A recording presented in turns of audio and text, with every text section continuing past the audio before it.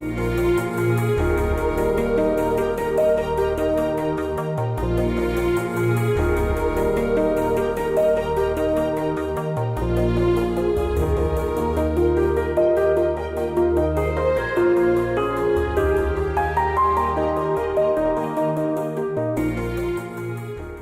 in this video, I want to explore some of the up-end possibilities of a well-being intelligent AI. So first of all, let's define intelligent in human terms. And I've always defined intelligence as when someone has accurate pattern recognizing technology, has active sensory and data gathering technology, and 3, combines that information to increase the well-being of all concerned. That the most intelligent thing we can possibly do as part of an interconnected ecology of both people, cultures, animals, and biosphere is to behave in a way that overall has the most positive benefit for the most people with the least amount of effort. In other words, take 2 examples. 1, a book or a story that sends readers into states of well-being, humor, goodwill, delight, and pleasure, 8 to 9 out of 10, for a 20-hour period of reading, number 1. Number 2, that educates and inspires and has that well-being impact last over a course of some years in bits and pieces. And you compare that, delivered on a Kindle in 99 seconds for $4, with a helicopter and vacation trip using jet fuel's vast amounts of resources, stress, luggage carriers, this, that, and the other, for $2,000 that has the same impact in terms of well-being.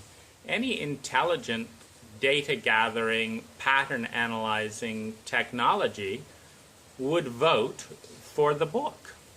However,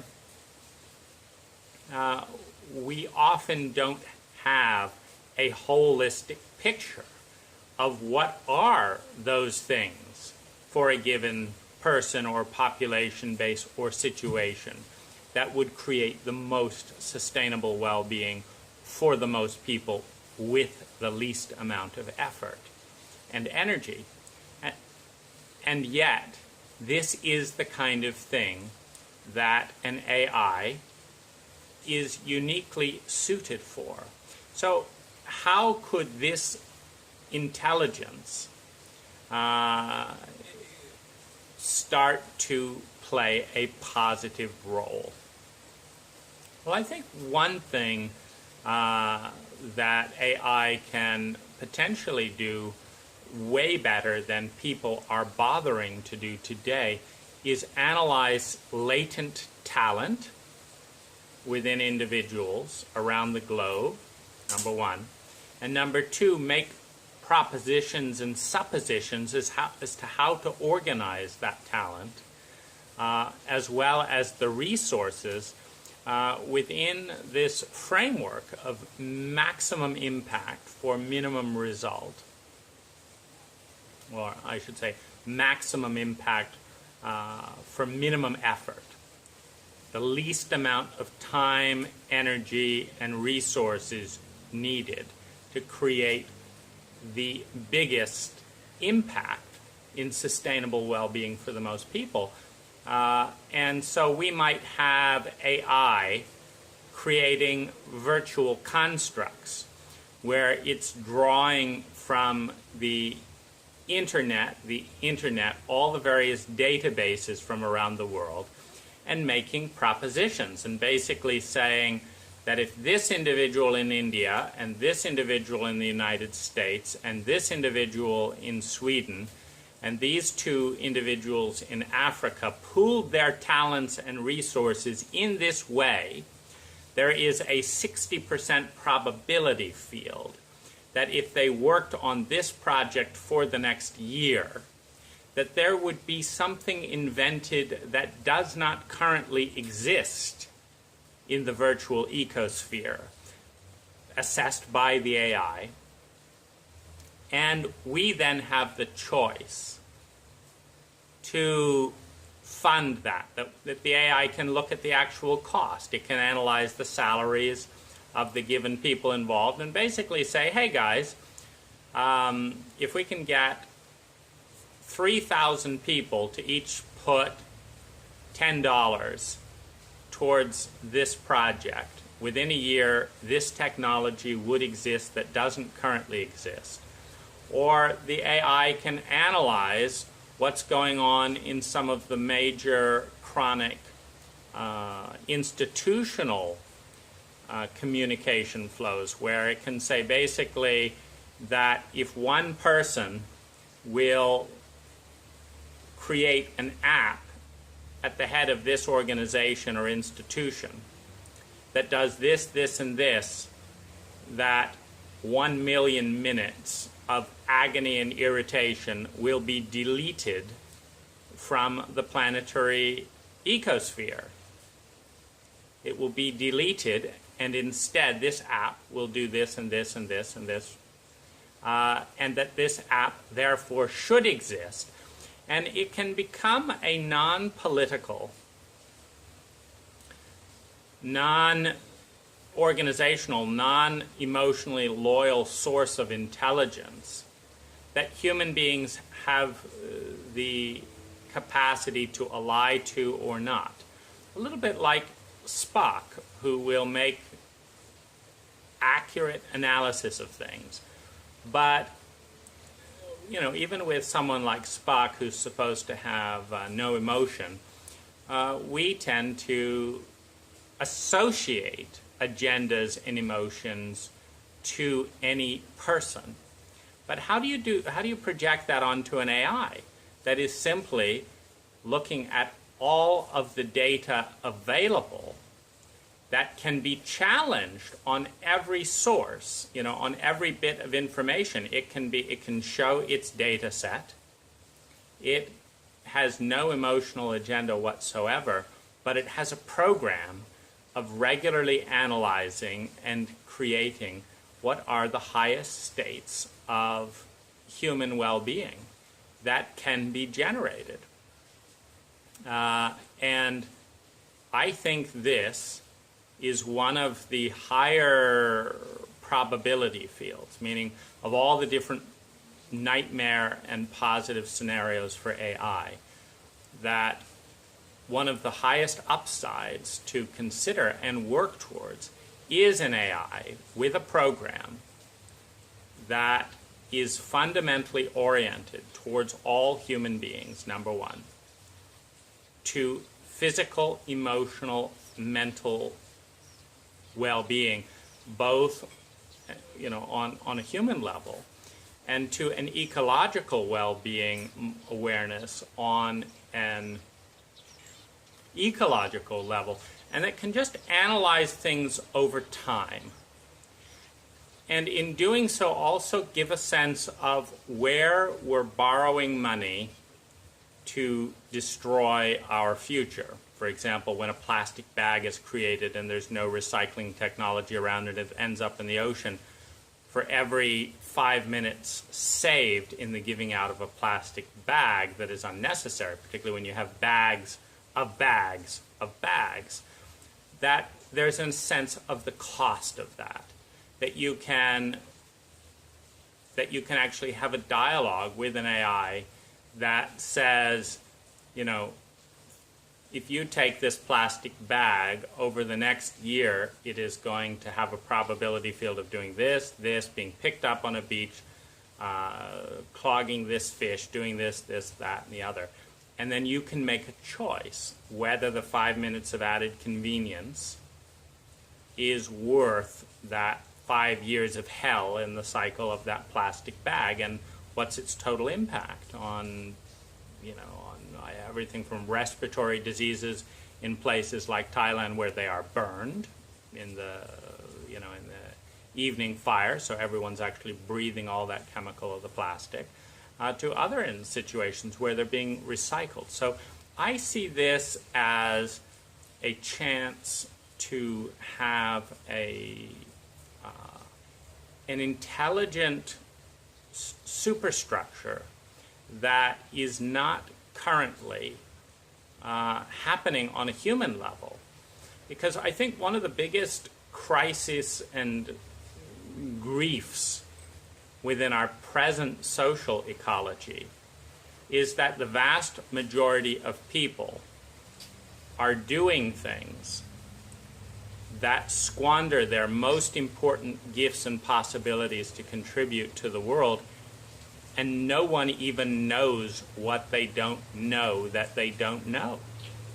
I mean, you and I are not looking at the math whiz down the corner who's working at a 7-Eleven, who, because they're being abused in various ways, because they have an addiction because of the abuse, that math capacity is not being focused towards a real current ecological and social challenge.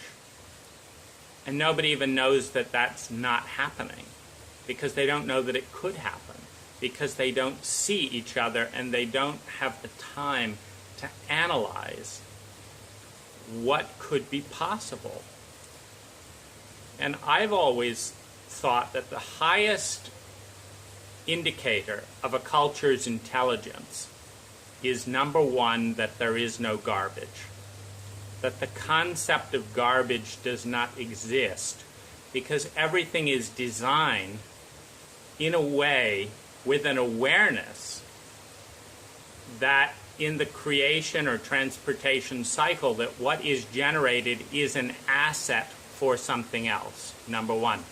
Number two, that there are no undesirables, because every human trait is recognized as in its potential to do a vast amount of positive good in the social and global ecosphere.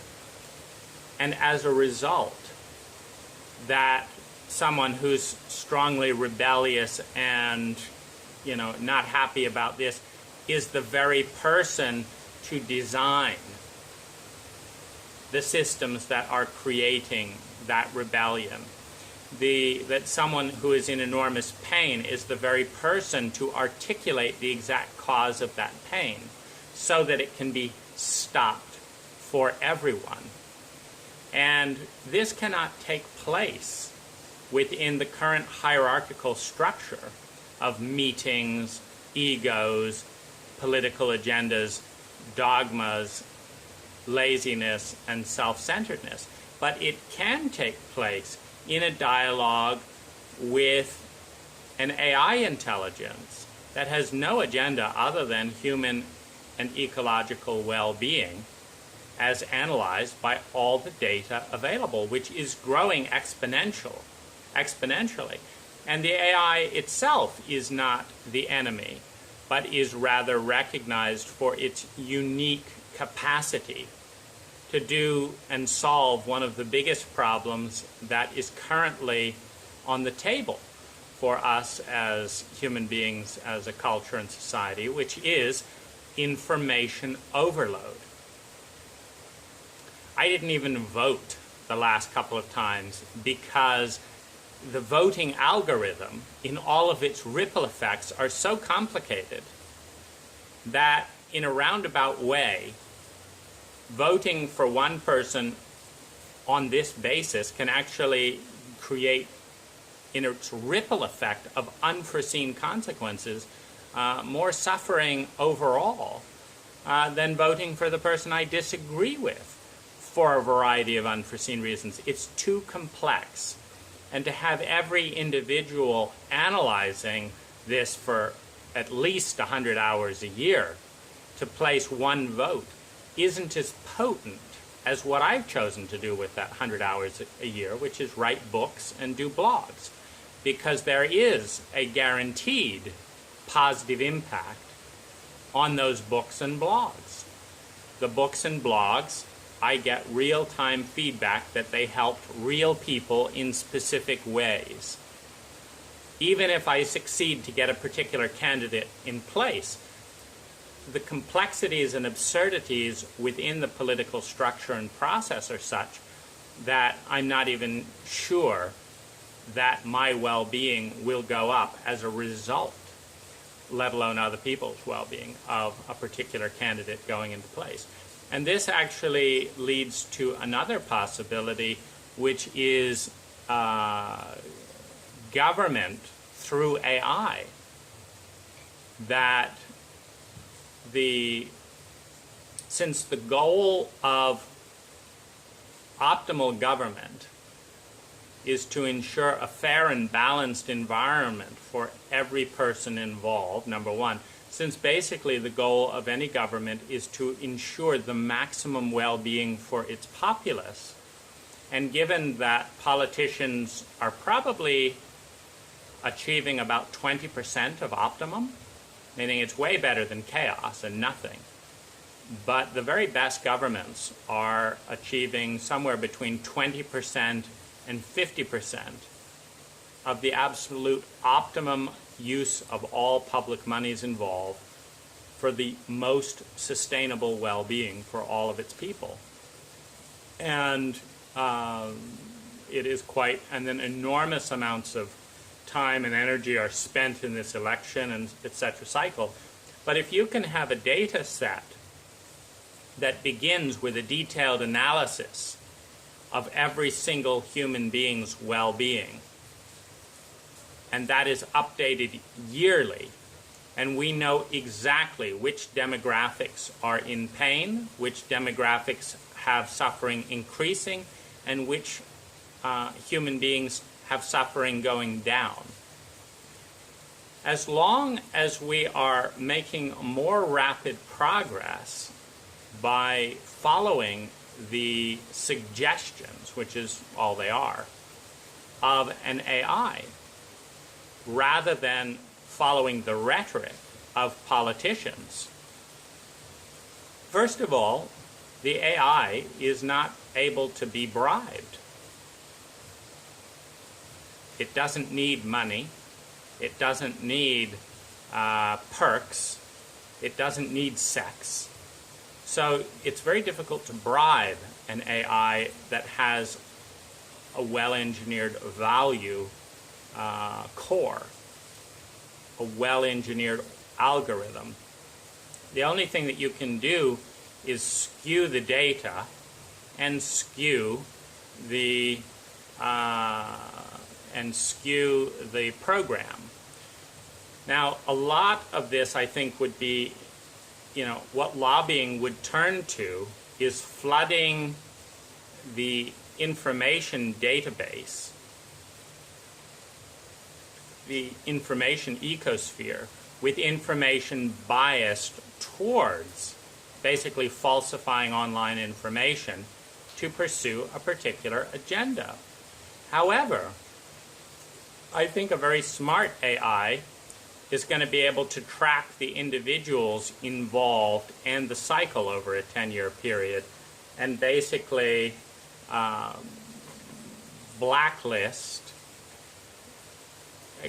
individuals associated with data corruption, number one. Number two, because the AI has no agenda, it can print out, give a complete list of all of the data and studies used for a recommendation, and there can be human oversight in the sense like, no, these studies are being produced by this lobby, and they can actually be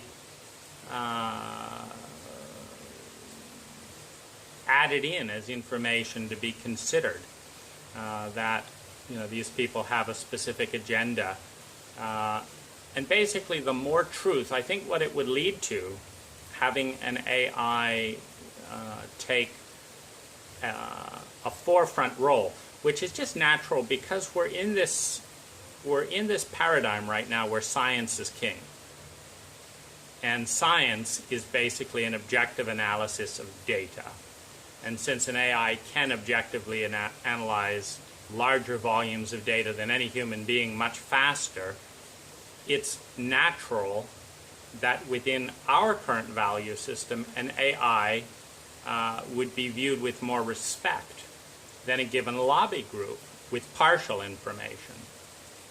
And so the proof is always in the pudding.